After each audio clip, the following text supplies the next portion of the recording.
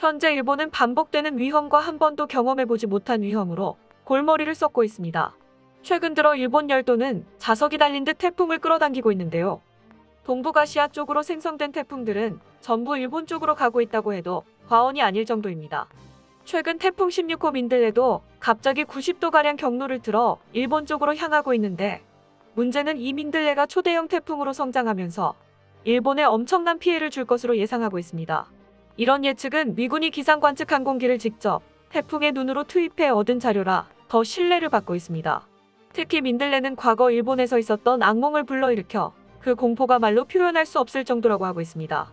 이렇게 반복되는 위험이 일본 사람들을 두렵게 만든다면 한 번도 경험해보지 못한 위험으로 일본 전체가 충격에 빠졌습니다. 바로 생각지도 못한 곳에서 지진이 발생해 일본이 완전히 혼비백산이 된 것인데요.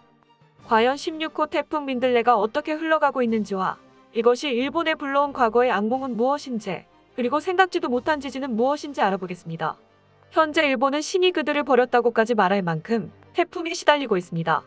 역사를 거슬러 올라 한국이 고려 말기에 있었을 때 원나라가 고려의 병사들과 함께 일본으로 원정기를 떠났었는데요. 1차 걸친 여몽원정군의 일본 원정에서 고려가 건조한 전함의 몽골군 25,000명, 고려군 8,000명, 사공 6,700명 등 도합 39,700명이 승선했습니다. 제1차 원정군은 1274년 음력 10월 3일에 마산을 출항해 일본에 이르러서 승전을 거듭했으나 한밤에 갑자기 폭풍우가 몰려와 많은 전선과 병사를 잃었는데, 제1차 원정에서는 60에서 70%만 돌아오고 30에서 40%의 병력 손실을 입었습니다. 제2차 원정에서원은 1279년 남송에 병선 600척을 만들게 하고 고려에도 전함 900척을 준비를 명령했는데요. 여몽연합군은 다시금 태풍을 만난 뒤 패퇴했는데, 제2차 원정에 참여한 고려군은 26,989명 중 19,397명이 생還했으나 몽골과 남송에서 참전한 원의 군사는 극소수만이 돌아왔습니다. 2차 원정에서 고려군의 생환율이 몽골과 남송보다 높았던 이유는 고려의 높은 조선 기술이 태풍에도 침몰하지 않고 버텼고, 몽골군은 남송이 만든 배에 올라타 태풍에 전멸했다고 전문가들은 말하고 있습니다. 일본은 당대 최고의 전투력을 자랑하는 몽골군을 상대로 2번 싸워 전부 이긴 것에 대해 신이 태풍을 보내 적을 막아줬다고 설명하고 있습니다. 그런데 현대에 들어서 신풍이 일본으로 계속 찾아가 극심한 피해를 발생시키고 있는데요. 특히 일본 기상청은 16호 태풍 민들레를 맹렬한 태풍으로 분류하며 일본의 수도인 도쿄가 태풍의 직격탄을 맞을 것이라고 예보하고 있습니다. 이제 막 일본 도쿄 남동쪽 약 350km 부근 해상에 접근했으며 최대 풍속을 시속 144km라고 말하고 있는데, 일본 기상청은 이 정도의 바람색이면 사람이 무언가 잡고 있지 않으면 서 있지 못하거나 날아갈 수 있다고 경고하고 있습니다. 또한 천장이 높은 탑차라던가 일본의 경차의 경우 전복될 가능성이 있다며 차량 운행에 큰 주의를 당부했는데요. 특히 해안고속도로는 그 피해가 더욱 심할 것으로 판단해 벌써부터 고속도로 이용 규제에 들어갔습니다. 일본 기상청은 엄청나게 강한 바람도 문제지만 태풍의 이동속도도 범상치 않다고 말하고 있습니다. 현재 민들레 이동속도는 시속 35km로 느릿느릿하게 일본 열도를 지나갈 것이라 전세계 기상청이 전하고 있는데요. 이렇게 태풍의 이동속도가 느리다는 것은 일본에게 있어 큰 악재로 작용합니다. 민들레의 구름 사진을 보면 뚜렷하면서도 비교적 큰 태풍의 눈을 볼 수 있는데, 이는 민들레의 중심부가 엄청나게 빠르게 돌면서 큰 원심력을 발생했고, 이것으로 태풍의 위력이 어마어마하다고 예측할 수 있습니다. 태풍의 위력은 강한데 느리게 이동하면 일본에 오래 머물러 아주 큰 피해를 발생시킬 수 있습니다. 전문가들은 민들레의 위력이 아직도 절정에 다다르지 않았다고 보는데요. 민들레는 천천히 북상하고 있는데 30도 전후의 따뜻한 해수온도를 가진 필리핀해에서 수증기를 계속해서 보급받아 그 위력을 키워 초대형 태풍으로 성장했습니다. 그런데 일본 남쪽 해역도 약 30도의 해수온도를 유지하면서 그 세력이 더 커질 수 있습니다. 또한 태풍의 중심 기압도 심상치 않습니다. 미 해군 태풍합동경보센터 예보에서는 민들레가 일본 오키나와 인접 해역으로 접근할 때 중심 기압이 910헥토파스칼대까지 떨어졌다고 말했는데요. 이는 상당히 낮은 기압을 기록하며 이번 태풍이 얼마나 위협적인지 알 수 있습니다. 또한 미 해군의 태풍 기압 측정은 상당히 정확하다고 볼 수 있습니다. 미 해군은 전 세계 미 해군 기지에 기상정보센터를 같이 운용하고 있는데요. 이들은 태풍과 사이클론, 허리케인의 기압을 측정하기 위해 기상관측 항공기를 직접 태풍의 눈으로 보냅니다. 주로 이용되는 기종은 한국 해군의 P3C 대잠 초계기와 같은 기종이 사용됩니다.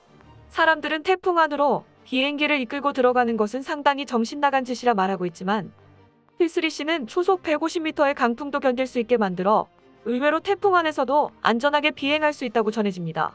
그래도 난기류를 만난다면 굉장히 위험할 수 있어 기관 관측 임무는 목숨을 담보로 하는 임무로 취급되는데요. 그렇기 때문에 미군 기상 관측 부대를 허리케인 헌터즈라고 부르고 있습니다. 이번 민들레도 허리케인 헌터즈들의 기상 관측으로 상당히 신뢰할 수 있는 데이터들이 모여 민들레가 상당히 위험한 태풍으로 분류되고 있습니다. 이에 일본 당국은 사실상 대책 마련에 포기한 상태이며 가장 먼저 태풍의 영향권에 들어오는 이즈 제도의 폭풍과 해일, 폭우 경계를 발령해 인근 주민에게 스스로 살 길을 모색하라고 밝혔는데요.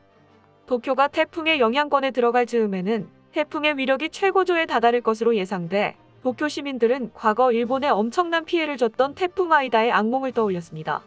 1958년 9월 27일에 카나가와 미우라 반도에 상륙한 초대형 태풍 아이다는 도카이 지방과 간토 지방에서 폭우로 토사재해나 하천의 범람을 잇따라 발생시키며 이즈 제도에서만 약 1000명에 가까운 희생자를 냈습니다.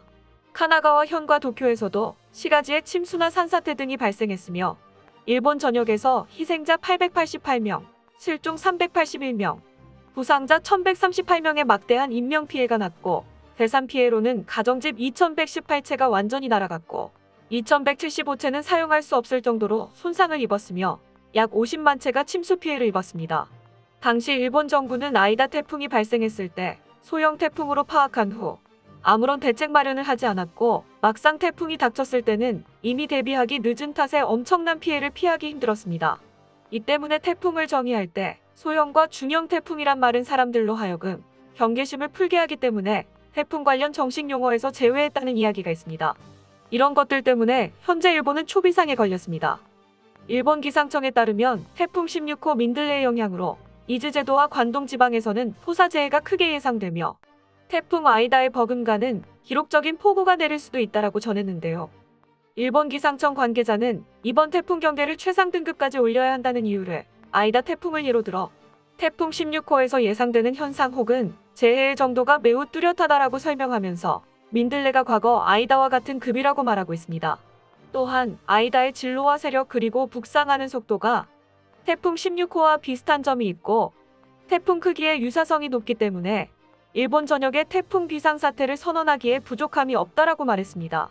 마지막으로 일본 기상청 관계자는 자신의 목숨과 소중한 사람의 목숨을 지키기 위해 비바람이 강해지기 전과 밤이 어두워지기 전에 지방정부의 피난 권고에 따라 최대한 빨리 피난하거나 안전을 확보해야 한다라고 당부해 이번 태풍의 심각성을 알렸습니다. 특히 일본 관동 지방 해역에 최대 파고가 11m가 될 수 있다는 견해가 나와 어민들과 도쿄 주민들은 해일 피해에 상당히 걱정하고 있습니다.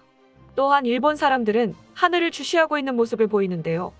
일본은 하늘이 보랏빛으로 물들면 재앙이 닥친다는 이야기가 있어 하늘에서 눈을 떼지 못하고 있습니다. 실제로 2019년에 일본에 큰 피해를 입혔던 하기비스가 일본에 상륙하기 직전에 일본 하늘은 보랏빛으로 물들었고 이어 하기비스의 지옥을 맛봐야 했습니다. 이렇게 반복되는 위험이 일본을 불안하게 만드는가 하면 최근 경험하지 못한 위험이 다시 한번 일본인들을 공포에 떨게 하고 있습니다. 바로 동해 일본 근해 해역에서 6.1 진도의 지진이 발생한 것인데요. 일본의 지진의 주원인인 환태평양 지진대는 일본 동부에 위치하고 있는데 일본 서부에서 지진이 발생했다는 것은 매우 이례적이라고 볼 수 있습니다. 더군다나 동해에서 지진이 발생했다면 일본 관서 지방에 그 영향이 있어야 하는데 일본 관동 지역에서 흔들림이 감지돼 일본인들은 더욱 공포에 떨고 있습니다. 전문가들은 이번 동해 지진이 땅속 깊숙이에서 일어난 신발 지진으로 설명하며 해일의 피해는 발생하지 않을 것으로 판단되지만 신발 지진의 특징은 지진파가 맞물려 있는 대륙판의 경계를 따라 이동해 의외의 곳에서 지진을 일으킨다고 설명하고 있습니다. 이런 것 때문에 신발 지진은 예측하기 매우 어렵다고 전해지는데요. 일본의 경우 경험해보지 못한 새로운 위험이기에 더욱 불안에 떨고 있습니다. 몇몇 일본인들은 운전 중 지진을 느껴 운전하는 내내 불안함을 느꼈고 또 어떤 사람들은 지진 때문에 땅이 흔들려 현기증을 일으켰다고 전했습니다. 아이러니하게도 동해에서 지진이 발생했지만 한국에는 전혀 피해가 없다는 것인데요. 전문가들은 한국이 유라시아판 끝자락에서 600km나 떨어져 있어 한해 경계를 따라 지진을 일으키는 신발 지진으로 피해를 입을 가능성은 거의 없다고 말하고 있습니다. 그럼에도 동해에서 지진이 발생한다는 것에 한국도 지진 피해에 대비해 건축물들의 내진 설비를 의무화할 필요가 있다고 생각되는데요. 일본의 헌신적인 방파제 역할에 고마움을 느끼며 새로 총리가 된 기시다의 첫 시작이 재난과 함께하는 만큼 세계의 귀추가 그의 행보에 주목되고 있습니다. 끝까지 시청해주셔서 감사합니다. 도움이 되셨다면 좋아요를, 다른 이야기도 궁금하시면 구독을 눌러주세요.